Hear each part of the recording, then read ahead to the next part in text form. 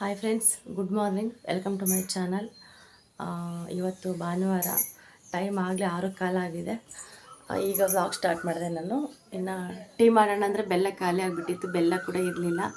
ಅದಕ್ಕೆ ತರ್ಸಕ್ಕೆ ಕಳಿಸಿದ್ದೀನಿ. ನಮ್ಮ ನಮ್ಮ ಗುಂಡ ಬಂದಿದ್ದಾನೆ, ನನ್ನ ತಂಗಿ ಮಗ, ಅವನ್ನ ಕಳಿಸಿದ್ದೀನಿ. ಇವಾಗ ಬಂದ ತಕ್ಷಣವೇ ಟೀ ಮಾಡಬೇಕು. ಇನ್ನು ಗುಂಡ ಮಲ್ಕೊಂಡಿದ್ದಾನೆ. ಅವನಿದ್ದಾಳೆ, ಸ್ವಲ್ಪ ಲೇಟ್ ಆಗುತ್ತೆ, ಅದಕ್ಕೋಸ್ಕರ ಸ್ವಲ್ಪ ಟೀ ಮಾಡ್ಕೊಂಡು ಕುಡಿಯೋಣ ಅಂತ ಹೇಳಿ. ಇನ್ನು ಬಟ್ಟೆ ಕೂಡ ಜಾಸ್ತಿ ಇದ್ದಾವೆ. ಇವತ್ತು ಬಟ್ಟೆಲ್ಲ ಒಗಿಬೇಕಂತ ಅಂದ್ಕೊಂಡಿದ್ದೀನಿ. ನೆನೆಸ್ತೀನಿ ಇವಾಗ ಬೇಗ, ಒಂದು ಸ್ವಲ್ಪ ಟೀ ಮಾಡ್ಕೊಂಡು ಕುಡಿದ್ಬಿಟ್ಟು ಬಟ್ಟೆ ಎಲ್ಲ ನೆನೆಸ್ತೀನಿ.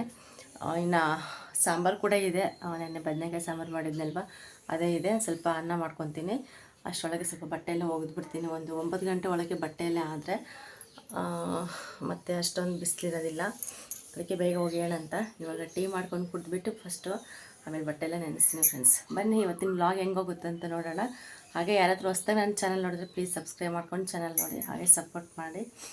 ಬನ್ನಿ ಫ್ರೆಂಡ್ಸ್, ನಾನು ಸ್ವಲ್ಪ ಟೀಗಿಟ್ಟ ತಕ್ಷಣ ಇವಾಗ ಬಟ್ಟೆ ನೆನೆಸೋಣ ಅಂತ ಹೇಳಿ ಹೋದೆ.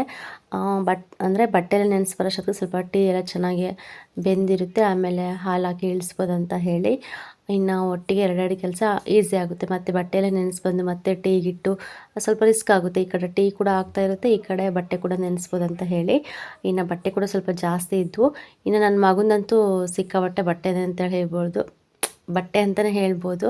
ಏನಕ್ಕಂದರೆ ಚಿಕ್ಕ ಮಕ್ಕಳಲ್ವ, ಒಂದು ದಿನಕ್ಕೆ ಏನಿಲ್ಲ ಅಂದರೆ 1-2 ಜೊತೆ ಚೇಂಜ್ ಮಾಡ್ತಾನೆ ಇರ್ತಾರೆ. ಮತ್ತು ಆಟ ಆಡ್ತಾ ಇರ್ತಾರಲ್ವ, ಇನ್ನು ಸ್ವಲ್ಪ ಗಲೀಜಾದ ತಕ್ಷಣ ನಮಗೆ ಅನಿಸುತ್ತೆ ಚೇಂಜ್ ಮಾಡಿಸೋಣ ಅಂತ ಹೇಳಿ, ಆ ಥರ ಕೂಡ ಬಟ್ಟೆ ಜಾಸ್ತಿ ಆಗ್ತವೆ. ಇನ್ನು ಅವನು ಕೂಡ ಎಲ್ಲ ನೆನೆಸ್ತಾ ಇದ್ದೀನಿ. ಈಗ ಅವನ್ನೆಲ್ಲ ಈ ಥರ ಇದಿದೆಯಲ್ವ, ಆ ಟ್ರೈಯಲ್ಲಿ ಹಾಕಿಟ್ಬಿಡ್ತೀನಿ ಬಿಟ್ಟಿರೋ ಬಟ್ಟೆ ಎಲ್ಲ. ಮತ್ತು ಚಡ್ಡಿ ಅಷ್ಟೇ, ಅಲ್ಲೊಂದು ಬಿಚ್ಚಿ ಬಿಸಾಕ್ತಾ ಇರ್ತಾನೆ, ಅವೆಲ್ಲ ಒಂದರಲ್ಲಿ ಹಾಕಿ ಇಟ್ಬಿಡ್ತೀನಿ.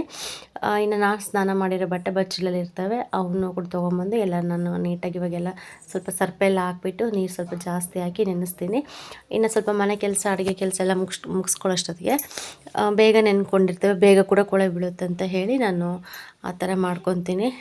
ಹೆಣ್ಮಕ್ಳು ಹೊರಗಡೆ ಕೆಲ್ಸಕ್ಕೆ ಹೋಗದೇ ಇರಲಿ, ಅಟ್ಲೀಸ್ಟ್ ಮನೆಯಲ್ಲಾದರೂ ನಾವು ಸ್ವಲ್ಪ ಬೇಗ ಎದ್ದರೆ ಮನೆ ಕೆಲಸ ಆದರೂ ಬೇಗ ಮಾಡ್ಕೊಂಬಿಡ್ಬೋದು.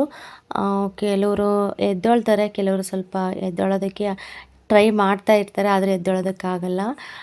ಒಂಥರ ನೈಟೆಲ್ಲ ಯೋಚನೆ ಮಾಡ್ಕೊಂಡು ಬೇಗ ಎದ್ದೇಳಬೇಕು ಅಂತ ಮಲಗಿರ್ತಾರೆ. ಬಟ್ ಬೆಳಗ್ಗೆ ಆಗ್ತಾ ಇನ್ನು ಚೆನ್ನಾಗಿ ನಿದ್ದೆ ಮಾಡ್ತಾನೆ ಇರ್ತಾರೆ, ಎದ್ದೇಳೋದೇ ಇಲ್ಲ. ಆ ಥರ ಕೂಡ ಒಂದು ಸತಿ ಅನಿಸ್ಬಿಡುತ್ತೆ, ಮಲ್ಕೊಂಬಿಡೋಣ ಬಿಡು, ಡೈಲಿನೇನು ಬೇಗ ಎದ್ದೇಳೋದು ಅಂತ ಅನಿಸ್ಬಿಡುತ್ತೆ. ಅಟ್ಲೀಸ್ಟ್ ನಾವು ಮನಸ್ಸಲ್ಲಿ ಗಟ್ಟಿ ಮನಸ್ಸು ಮಾಡ್ಕೊಂಬಿಟ್ಟು ಎದ್ದೇಳಬೇಕಪ್ಪ, ಇದ್ದರೆ ನಮಗೆ ಈಸಿ ಆಗುತ್ತೆ. ಅಟ್ಲೀಸ್ಟ್ ನಿಂಗೆ ಮಧ್ಯಾಹ್ನ ಟೈಮಲ್ಲಿ ಸ್ವಲ್ಪ ತಿಂಗಳು ರೆಸ್ಟ್ ಮಾಡಿದ್ರೂ ಪರವಾಗಿಲ್ಲ, ಬೇಗ ಎದ್ಬಿಡೋಣ ಅಂತ ಸ್ವಲ್ಪ ಗಟ್ಟಿ ಮನಸ್ಸು ಮಾಡ್ಕೊಂಡು ಎದ್ಬಿಟ್ರೆ ಆರಾಮ್ಸೆ ಎದ್ದೇಳ್ಬೋದು. ಎದ್ಬಿಟ್ಟು ಬೇಗ ಕೆಲಸಗಳೆಲ್ಲ ಮುಗಿಸ್ಕೊಂಡು ಏನಿಲ್ಲ ಅಂದರೂ ಒಂದು 11-12 ಗಂಟೆ ಒಳಗೆ ಕೆಲಸ ಎಲ್ಲ ಮುಗಿಸ್ಕೊಂಬಿಡ್ಬೋದು, ಮನೆ ಕೆಲಸ. ಆಮೇಲೆ ಒಂದು 1/2 ಅವರ್ ಹೋಗ್ಲಿ 1 ಅವರ್ ಸ್ವಲ್ಪ ರೆಸ್ಟ್ ಮಾಡಿಬಿಟ್ಟು ಆಮೇಲೆ ನೆಕ್ಸ್ಟ್ ಕೆಲಸಗಳು ಸ್ಟಾರ್ಟ್ ಮಾಡ್ಕೋಬೋದು. ಹಂಗೆ ಒಂದಾದ್ಮೇಲೆ ಒಂದು ಕೆಲಸ ಮಾಡ್ಕೊತಾ ಇರ್ಬೋದು. ಮನೆಯಲ್ಲಿ ಕೆಲಸ ಅಂದರೆ ಸಿಕ್ಕಾಪಟ್ಟೆ ಇದ್ದೇ ಇರುತ್ತೆ, ಪ್ರತಿಯೊಂದು ಹೆಣ್ಮಕ್ಳಿಗೂ ಅಷ್ಟೇ. ಗಂಡು ಮಕ್ಕಳೇನು ಆರಾಮ್ಸೆ ಒಂದು 8 ಅವರ್ 9 ಅವರು ಒಂದು ಹತ್ರ ಕೆಲಸ ಮಾಡಿ ಬರ್ತಾರೆ. ಬಟ್ ಹೆಣ್ಮಕ್ಳಿಗೆ ಆ ಥರ ಇಲ್ಲ, ಬೆಳಗ್ಗೆಯಿಂದ ಸಂಜೆವರೆಗೂ ಮನೇಲಿ ಕೆಲಸ ಇದ್ದೇ ಇರುತ್ತೆ, ಮಾಡ್ತಾನೇ ಇರಬೇಕು, ಸ್ಟಾಪ್ ಅನ್ನೋದೇ ಇರೋದಿಲ್ಲ. ಏನೋ ಒಂದು ಸ್ವಲ್ಪ ನಾವೇ ನಮಗೋಸ್ಕರ ಟೈಮ್ ಕೊಡಬೇಕಂತೇಳಿ ಅಟ್ಲೀಸ್ಟ್ ಒಂದು 10 ನಿಮಿಷ 1/4 ಗಂಟೆ ಟೈಮ್ ಕೊಡ್ಬೋದಷ್ಟೇ. ಕೆಲಸ ಅಂತ ಇದ್ದೇ ಇರುತ್ತೆ, ಮಾಡ್ಕೊಳ್ಳೇಬೇಕಾಗುತ್ತೆ, ಅದು ನಮ್ಮ ಕರ್ತವ್ಯ ಕೂಡ. ಏನು ಮಾಡೋದಕ್ಕಾಗೋದಿಲ್ಲ, ಹೆಣ್ಮಕ್ಳಾಗಿ ಹುಟ್ಟಿದ ಮೇಲೆ ಅಷ್ಟೇ ಎಲ್ಲ ಕೂಡ ನಿಭಾಯಿಸ್ಕೊಂಡು ಹೋಗ್ಬೇಕು. ಅದಕ್ಕೇ ನಮ್ಮನ್ನು ಹೆಣ್ಮಕ್ಳು ಅಂತ ಹೇಳೋದು. ಈ ಥರ ಸ್ವಲ್ಪ ಬೇಗ ಎದ್ಬಿಟ್ರೆ ನಮಗೆ ತುಂಬ ಈಸಿ ಆಗುತ್ತೆ. ಇನ್ನು ಇವಾಗ ಬೇಸಿಗೆ ಕಾಲ, ಸಿಕ್ಕಾಪಟ್ಟೆ ಸೆಕೆ ಅಂದರೆ ಸೆಕೆ ಇರುತ್ತೆ, ಮತ್ತು ಬಿಸಿಲು ಕೂಡ, ಹೊರಗಡೆ ಏನು ಕೆಲಸ ಜಾಸ್ತಿ ಮಾಡೋದಕ್ಕೂ ಕೂಡ ಆಗಲ್ಲ. ಈ ಥರ ಸ್ವಲ್ಪ ಬೆಳಗಿನ ಜಾವ ಎದ್ಬಿಟ್ಟು ಬೇಗ ಕೆಲಸ ಎಲ್ಲ ಮಾಡಿಕೊಂಡ್ರೆ ಹೊರಗಿನ ಕೆಲಸ ಏನಿರುತ್ತೋ ಅದು ನಮ್ಗೆ ಈಸಿ ಆಗುತ್ತೆ. ಕೆಲವ್ರದ್ದು ವಾಷಿಂಗ್ ಮಿಷಿನ್ ಇರುತ್ತೆ, ಸ್ವಲ್ಪ ನೆರಳಿರುತ್ತೆ, ಅವ್ರದ್ದೆಲ್ಲ ಓಕೆ. ಈ ಥರ ನಮಗೇನಿರೋದಿಲ್ಲ, ಎಲ್ಲ ಹೊರಗಡೆನೇ ನಾವು ಬಟ್ಟೆ ಒಗೆಯೋದಾಗಲಿ, ಪಾತ್ರೆ ತೊಳೆಯೋದಾಗಲಿ, ಬೇರೆ ಕೆಲಸ ಮಾಡ್ಕೊಳ್ಳೋದು ಈ ಥರ ಬಿಸಿಲಲ್ಲಿ ಮಾಡ್ಕೊತೀವಂದರೆ ಸ್ವಲ್ಪ ಬೇಗ ಎದ್ದರೆ ನಮಗೆ ತುಂಬ ಈಸಿ ಆಗುತ್ತೆ ಅಂತ ಹೇಳ್ಬೋದು. ಅದಕ್ಕೆ ನಾನು ಕೂಡ ಏನಾದರೂ ಇವಾಗ ಹೊರಗಿನ ಕೆಲಸ ಇದ್ರಂತೂ ಬೇಗನೆ ಮಾಡ್ಕೊಂಡ್ಬಿಡ್ತೀನಿ. ಇವಾಗ ಎಲ್ರಿಗೂ ಕೂಡ ಆರೋಗ್ಯನ ತುಂಬ ಇಂಪಾರ್ಟೆಂಟು. ನಾವು ಚೆನ್ನಾಗಿರ್ತೀವಿ ಅಷ್ಟೇ ನೋಡೋದಕ್ಕೆ, ಮತ್ತು ನಮಗೇನು ಅನಿಸೋದಿಲ್ಲ, ಗೊತ್ತಾಗೋದು ಇಲ್ಲ. ಒಂದೇ ಸತಿ ನಮಗೆ ಅದೇನೋ ಅಂತಾರಲ್ಲ, ಕುತ್ತಿಗೆಗೆ ಬಂದಮೇಲೆ ನಮಗೇನಾದರೂ ಗೊತ್ತಾಗೋದಂತ. ಯಾವ ಟೈಮಲ್ಲಿ ಏನು ಅಂತಲೂ ಹೇಳೋದಕ್ಕಾಗಲ್ಲ. ಅಟ್ಲೀಸ್ಟ್ ನಮ್ಮ ಹುಷಾರಲ್ಲಿ ನಾವಿರಬೇಕು. ಬಿಸಿಲಂದ್ರೆ ಸಿಕ್ಕಾಪಟ್ಟೆ ಬಿಸಿಲಿದೆ. ಬೇಸಿಗೆ ಕಾಲದಲ್ಲಿ ಯಾವ ಥರ ಇರಬೇಕೋ ಒಂದು ಸ್ವಲ್ಪ ಆ ಥರ ಹುಷಾರಾಗಿರ್ಬೇಕಷ್ಟೇ. ತೀರಾ ಅದನ್ನೇ ಒಂದು ನೆಪ ಮಾಡ್ಕೊಂಡಿರೋದಿಲ್ಲ. ಅಟ್ಲೀಸ್ಟ್ ನಾವು ಕೂಡ ತುಂಬ ಆರೋಗ್ಯದ ಕಡೆ ಕೂಡ ಸ್ವಲ್ಪ ಗಮನ ಕೊಡಬೇಕಲ್ಲ. ಅಟ್ಲೀಸ್ಟ್ ನಮ್ಮ ಕೇರ್ ನಾವು ಮಾಡ್ಕೋಬೇಕಂತ ಹೇಳ್ತೀನಿ. ಇನ್ನು ನೋಡಿ, ನಾನು ಕರೆಕ್ಟಾಗಿ ಇನ್ನು ಟೀ ಎಲ್ಲ ಮಾಡ್ಕೊಂಡು ಕುಡಿದ್ಬಿಟ್ಟು ಇನ್ನು ಅನ್ನ ಕೂಡ ಮಾಡಿದೆ. ಹಂಗೆ ಅನ್ನ ಮಾಡ್ಕೊತಾನೆ ಬಟ್ಟೆ ಎಲ್ಲ ಒಗ್ದಾಕ್ಬಿಟ್ಟೆ ನಾನು. ಇನ್ನು ಒಗೆದು ಎಲ್ಲ ಜಾಲಿಸ್ಬಿಟ್ಟು ಇವಾಗ ಒಣಗಾಕ್ತಾಯಿದ್ದೀನಿ. ನಾನು ಬಟ್ಟೆ ಎಲ್ಲ ಒಣಗಾಕಿ ಎಲ್ಲ ಬಟ್ಟೆ ಕೆಲಸ ಮುಗಿಯೋಷ್ಟೊತ್ತಿಗೆ ಬರೀ 8 ಗಂಟೆ 10 ನಿಮಿಷ ಆಗಿತ್ತು ಅಷ್ಟೇ. ಅಷ್ಟರೊಳಗೆ ಎಲ್ಲನೂ ಮಾಡ್ಕೊಂಬಿಟ್ಟೆ ನಾನು. ತುಂಬ ಈಸಿ ಆಯಿತು ನನಗೆ. ಮತ್ತು ಈಗ ನನ್ನ ಮಗಂದು ಕೂಡ ಬಟ್ಟೆ ಜಾಸ್ತಿ ಇತ್ತಲ್ವ, ಅವನು ಕೂಡ ಎಲ್ಲ ನೀಟಾಗಿ ಒಣಗಾಕ್ತಾಯಿದ್ದೀನಿ. ಕೆಲವ್ರಿಗೆ ಏನಂದರೆ ಜವಾಬ್ದಾರಿ ಅನ್ನೋದಿರುತ್ತಲ್ಲ, ಜವಾಬ್ದಾರಿಗಳೇ ಅವ್ರನ್ನ ಎಬ್ಬರಿಸ್ಬಿಡುತ್ತೆ. ಎಷ್ಟೇ ನಿದ್ದೆ ಮಾಡೋಣ, ಎಷ್ಟೇ ಮಲಗೋಣ ಅಂದರೂ ಕೂಡ ಮಲಗೋಕ್ಕೆ ಬಿಡೋಲ್ಲ. ಅಷ್ಟೊಂದು ಕಷ್ಟ ಇರುತ್ತೆ ಕೆಲವರಿಗೆ. ಬಿಡಪ್ಪ ಇವಾಗ ಮಲ್ಕೊಳ್ಳೋಣ ಅನ್ನೋ ಅಷ್ಟು ಕೂಡ ಇರೋದಿಲ್ಲ. ಅಷ್ಟೊಂದು ಜವಾಬ್ದಾರಿ ಅನ್ನೋದು ಬೆನ್ನತ್ತಿ ಬಂದಿರುತ್ತೆ. ಕಷ್ಟ ಅನ್ನೋದು ಕೂಡ ಬೆನ್ನತ್ತಿ ಬಂದಿರುತ್ತೆ. ಅಂಥ ಹೆಣ್ಮಕ್ಳು ಕೂಡ ಇರ್ತಾರೆ. ನಾನು ನೋಡಿದ್ದೀನಿ, ರಿಯಲಾಗಿ ನೋಡಿದ್ದೀನಿ. ಇವಾಗಲೂ ಕೂಡ ನೋಡ್ತಾ ಇದ್ದೀನಿ ಕಣ್ಣು ಮುಂದೆ. ಒಂದು ನಿಮಿಷ ಕೂಡ ಅವರು ಸರಿಯಾಗಿ ನೆಮ್ಮದಿಯಾಗಿರೋದಕ್ಕೂ ಕೂಡ ಆಗ್ತಾಯಿಲ್ಲ. ಇನ್ನು ಬೆಳಗ್ಗೆ ಕೆಲವರು ಎಷ್ಟು 3:30ಗೆ 4 ಗಂಟೆಗೆ ಎದ್ದುಬಿಡ್ತಾರೆ. ಕೆಲವರೆಲ್ಲ ಎದ್ದುಬಿಟ್ಟು ಅವ್ರವ್ರ ಕೆಲಸಗಳೆಲ್ಲ ಮಾಡಿಕೊಂಡು ಮುಗಿಸ್ಕೊಂಡು ಮನೇಲಿ ಏನೆಲ್ಲ ತಯಾರಿ ಮಾಡಬೇಕು ಅದೆಲ್ಲ ಮಾಡಿಟ್ಟು ಮತ್ತೆ ಕೆಲ್ಸಕ್ಕೆ ಹೋಗ್ತಾ ಇರ್ತಾರೆ. ನಿಜವಾಗ್ಲೂ ನೋಡಿದ್ರೆ ಒಂಥರ ನಮಗೆ ಆಶ್ಚರ್ಯ ಆಗುತ್ತೆ. ಏನಪ್ಪ ಇಷ್ಟು ಸ್ಟ್ರಾಂಗ್ ಇದ್ದಾರಲ್ಲ ಇವ್ರು, ಎಷ್ಟು ಇದರಲ್ಲಿದ್ದಾರೆ. ಅಟ್ಲೀಸ್ಟ್ ನಾವು ಬೆಳಗ್ಗೆ ಟೈಮ್ ಸ್ವಲ್ಪ ಬೇಗ ಎದ್ದೇಳೋದಕ್ಕೆ ನಾವು ಎಷ್ಟು ಪೇಚಾಡ್ತಾ ಇರ್ತೀವಿ. ಅವರೆಷ್ಟು ಯಾವ ಥರ ನಿಭಾಯಿಸ್ಕೊಂಡು ಹೋಗ್ತಾರೆ ಅನ್ನೋದು ಕೂಡ ಒಂಥರ ಆಶ್ಚರ್ಯ ಆಗುತ್ತೆ. ನಮಗೆ ಅವ್ರು ನೋಡಿದ್ರು ಕೂಡ ನಾವು ಅವ್ರು ನೋಡಿ ಸ್ವಲ್ಪ ಪಾಠ ಕೂಡ ಕಲ್ತ್ಕೋಬೋದು. ಏನು ತಪ್ಪಿಲ್ಲ. ಆ ಥರ ಕಷ್ಟಪಡೋವ್ರನ್ನ ನಾವು ನೋಡಿ ಕೂಡ ಕಲ್ತ್ಕೊಳ್ಳೋದು ಜೀವನದಲ್ಲಿ ತುಂಬ ಇದೆ. ಇವಾಗೇನು ಆರಾಮ್ಸೆ ಎದ್ದುಬಿಡ್ತೀವಿ, ಏನೂ ಇದಿಲ್ಲ, ಇರ್ಬೋದು ಆರಾಮಾಗಿ ಅಂತೇಳ್ಬಿಟ್ಟು. ಬಟ್ ಮುಂದೆ ನಮಗೆ ಅದು ಪ್ರಾಬ್ಲಮ್ ಅಂತಲೇ ಹೇಳ್ಬೋದು. ಯಾವ ಟೈಮಲ್ಲಿ ಏನು ಕೆಲಸ ಮಾಡಬೇಕು ಅದು ಮಾಡಿಬಿಡ್ಬೇಕು. ವಯಸ್ಸಿದ್ದಾಗ ದುಡ್ಕೋಬೇಕು, ಇಟ್ಕೋಬೇಕು. ಏನೋ ಮಕ್ಕಳದು ಮುಂದೆ ಫ್ಯೂಚರ್ ಹೆಂಗಿರುತ್ತೆ ಏನೋ ಹೇಳೋದಕ್ಕಾಗಲ್ಲ. ಅವ್ರಿಗೂ ಕೂಡ ಸ್ವಲ್ಪ ಹೆಲ್ಪ್ ಆಗೋ ಥರ ಕೂಡ ಮಾಡ್ಕೋಬೋದು. ಸುಮ್ಮನೆ ನಮ್ಮ ವಯಸ್ಸು ಎಲ್ಲ ಹೋದ್ಮೇಲೆ ದುಡಿತೀವಿ, ನಾವು ಕೂಡಿಡಬೇಕಂದ್ರೆ ತುಂಬಾ ಕಷ್ಟ. ಅದನ್ನು ನಾವು ಇವಾಗ ಅನುಭವಿಸ್ತಾ ಇದ್ದೀವಿ. ಆ ಥರ ಚಿಕ್ಕ ಮಕ್ಕಳಿದ್ರಂತೂ ಇನ್ನು ಏನೂ ಮಾಡೋದಕ್ಕಾಗಲ್ಲ. ಸ್ವಲ್ಪ ದೊಡ್ಡವರಾಗೋವರೆಗೂ ನಾವು ಏನು ಅವ್ರಿಗೆ ಏನು ಟೈಮ್ ಕೊಡಬೇಕು ಆ ಟೈಮ್ ಕೊಡಲೇಬೇಕಾಗುತ್ತೆ ನಾವು. ಅದನ್ನು ಇದು ಮಾಡೋಕ್ಕಂತೂ ಆಗೋದೇ ಇಲ್ಲ. ಈ ಥರ ಕೆಲವರು ಹೆಣ್ಮಕ್ಳು ತುಂಬ ಜವಾಬ್ದಾರಿ ಇರುತ್ತೆ. ನಿಜವಾಗ್ಲೂ ನೋಡಿದ್ರೆ ತುಂಬ ಖುಷಿ ಕೂಡ ಆಗುತ್ತೆ ನನಗಂತೂ. ಇನ್ನು ಸಂಜೆ ಕೂಡ ಆಯಿತು. ಇನ್ನು ಸಿಕ್ಕಾಪಟ್ಟೆ ಬಿಸಿಲಲ್ವ, ಬಟ್ಟೆ ಅಂತೂ ಬೇಗನೆ ಒಣಗಿಬಿಡುತ್ತೆ. ಜಾಸ್ತಿ ಬಿಸಿಲಲ್ಲಿ ಬಿಡೋದು ಕೂಡ ಬೇಡ ಇವಾಗ. ಯಾಕೆಂದರೆ ಬಟ್ಟೆ ಎಲ್ಲ ಚೆನ್ನಾಗಿ ಒಣಗಿಬಿಟ್ರಂತೂ ಒಂಥರ ಬಣ್ಣ ಕೂಡ ಹೋಗುತ್ತೆ.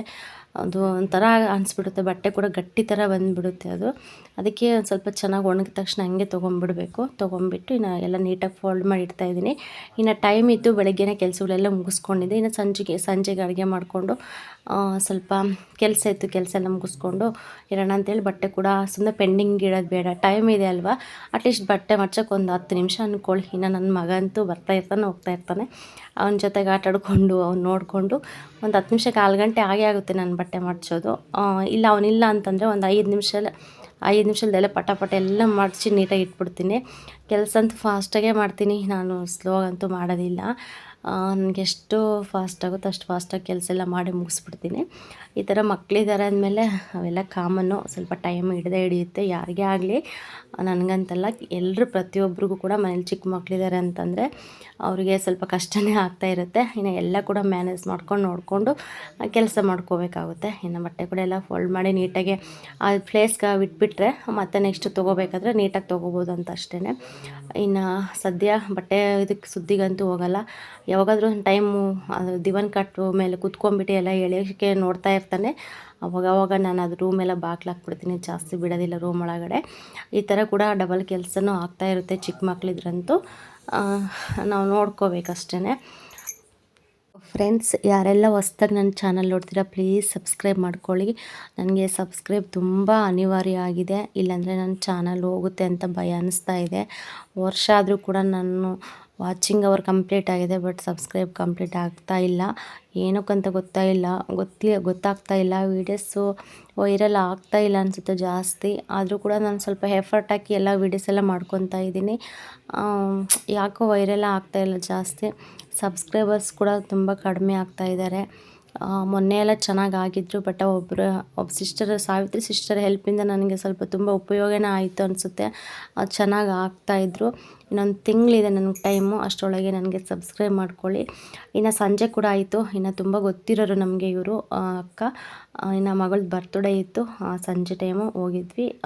ಇವಳಂತೂ ವೈಷ್ಣವಿ ಅಂತ ಇವಳ ಹೆಸರು. ಅವ್ರ ಅಣ್ಣ ಎತ್ಕೊಂಡಿದ್ದಾನೆ. ಇವಳಿಗೂ ತುಂಬ ಗ್ಯಾಪ್ ಆಗಿದೆ. ಇವನಿಗೆ ಈಗ ಬಂದು ಒಂದು 16 ವರ್ಷ ಅನಿಸುತ್ತೆ. ಹುಡುಗನಿಗೆ 16 ವರ್ಷ ಇದೆ. ಈ ಪಾಪುಗೆ ಬಂದು ಇವಾಗ 3 ವರ್ಷ ಕಂಪ್ಲೀಟ್ ಆಗುತ್ತೆ. ಈ ಅಕ್ಕನೂ ನಾನು ಒಂದೇ ಹಾಸ್ಪಿಟಲಲ್ಲೇ ಡೆಲಿವರಿ ಆಗಿದ್ದು. ಇವ್ರು 2 ದಿನ ಮುಂಚೆ, 2 ದಿನ ನನ್ನ ಹಿಂದೆ ಅಷ್ಟೇ. ಇವಳು 9ನೇ ತಾರೀಕಿಗೆ ಹುಟ್ಟಿದ್ಲು. ಇನ್ನು ನನ್ನ ಮಗ ಬಂದು 11ನೇ ತಾರೀಕು ಹುಟ್ಟಿದ. ಇನ್ನು ನನ್ನ ಮಗನ ಬರ್ಡೇ ಬಂದು ಮಂಗಳವಾರ ಬರುತ್ತೆ ಅವನದು ಕೂಡ. ನೋಡ್ತಾ ಇರ್ಬೋದು ಅವ್ರ ಅಪ್ಪಾಜಿ ಎಷ್ಟು ಚೆನ್ನಾಗಿರೋ ಕೇಕೆಲ್ಲ ತಂದಿದ್ದಾರೆ. ವರ್ಷ ಅಷ್ಟೇ ಚೆನ್ನಾಗಿ ಗ್ರ್ಯಾಂಡಾಗಿ ಮಾಡ್ತಾಯಿದ್ದಾರೆ. ಇವಳು ಒಬ್ಬಳೇ ಅಲ್ವಾ ಹೆಣ್ಮಗಳು, ಅದಕ್ಕೆ ತುಂಬ ಪ್ರೀತಿ. ಹಾಗೆ ತುಂಬ ಗ್ಯಾಪ್ ಆದಮೇಲೆ ಹುಟ್ಟಿದಾಳೆ ಇವಳು.